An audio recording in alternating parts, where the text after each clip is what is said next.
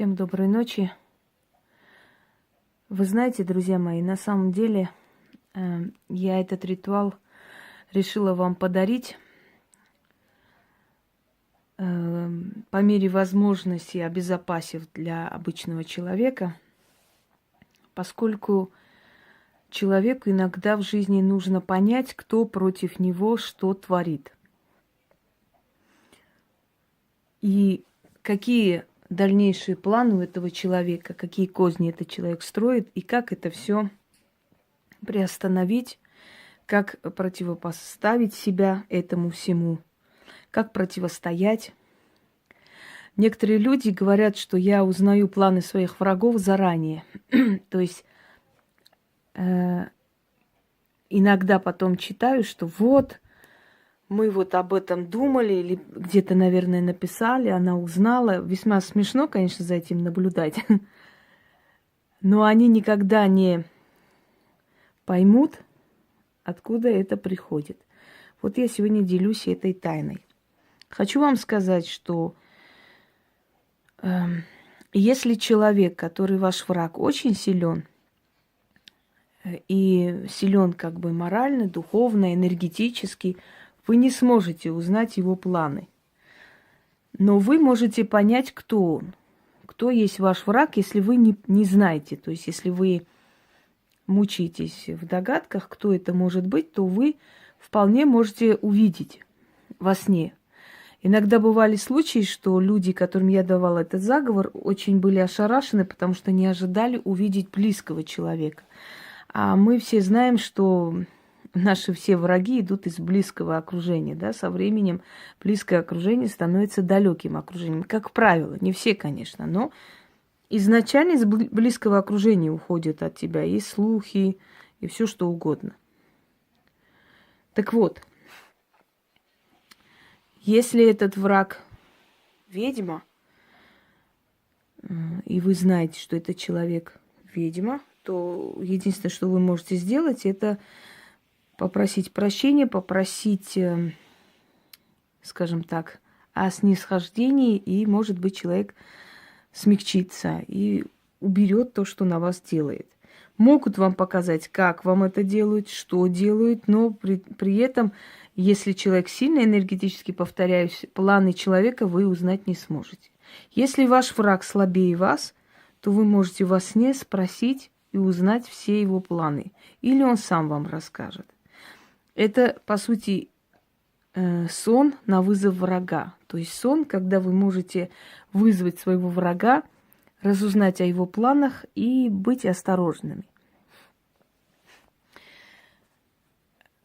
Я помню, что как-то я говорила человеку, как провести, человек провел, и говорит: вы знаете, я вот ничего не могу понять, вот как бы наш главный бухгалтер мне приснился. И она вроде хорошая женщина, очень приятная. И она говорила: берегись бумаг. И вы можете мне объяснить? Я говорю: ну, наверное, будьте осторожны с бумагами, там, с тем, что вы подписываете и прочее. Потому что раз так сказано, значит, это не просто так, да? На что она как бы отреагировала как так скептически, не поняв меня. Через некоторое время мне звонит и говорит: вы знаете, я поняла, в чем дело, потому что там какие-то поддельные бумаги должны были появиться в деле, в этой папке. И она их обнаружила и уничтожила. И после, когда пришла определенная ревизия, непонятно откуда, кем вызванная, этих бумаг там не обнаружили. То есть они просто спаслись от срока. И эта женщина пыталась их подставить. Вот таким образом могут во сне к вам прийти ваши враги и выдать все, что они хотели с вами сделать, собственно говоря. И чтобы этот сон получился, и я вам рекомендую, кстати, не чаще, чем 3 раза в году это делать. После того, как вы это сделали, узнали, этот сон никому не рассказывайте. Можете только человеку, ну, очень близкому, имеется в виду матери, например, да, но желательно вообще никому не рассказывать.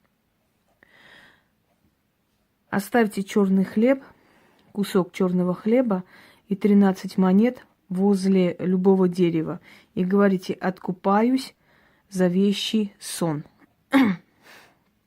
Собственно, все. Зажигаете свечу восковую. Вот так вот делаете домик над свечой. Смотрите некоторое время на огонь, пока у вас в глазах не начнет двоиться. Это может быстро произойти, потому что от огня глаза иногда устают. Читайте 6 раз заклинание. Я прочту 1 раз, поскольку мне сон в данный момент не нужен, я просто вам дарю. Заклинаю я именем сонного царства и духов мира теней, священной печатью царя Давида, царя Соломона: «О Анаэль, открой глаза мои во сне, дай увидеть тайное, вызови моего врага в мой сон, пусть придет и расскажет все, что имеет против меня, все, что собирается творить, пусть придет, встанет предо мною и отвечает на мои вопросы. Именем Адонаи и 9 когорты демонов да будет так, как я прошу. Аминь». Прочитали 6 раз, пальцами потушили эту свечу, положили под подушку и легли спать. Сделайте это прямо перед сном.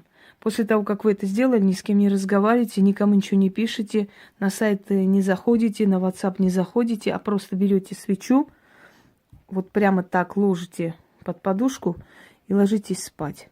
На следующий день, когда сон уже увиден, вы уже поняли, кто что хочет против вас и так далее, зажгите эту свечу, пускай она догорает. И просто можете выкинуть, это не имеет никакого значения. Главное, чтобы она догорела.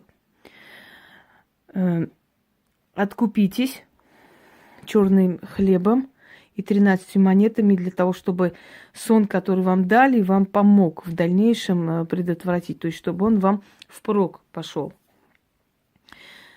Сделайте это не чаще 3 раз. Ну, в экстремальных случаях можно 6 раз в году, но лучше 3 раза, потому что если 6 раз, они возьмут определенным здоровьем. Это вызов сил потустороннего мира. Анаэль – это ангел или дух ясновидения, то есть тайн. Он сначала был духом, потом его как бы стали называть ангелом. Но в любом случае это сила, которая отвечает за ясновидение.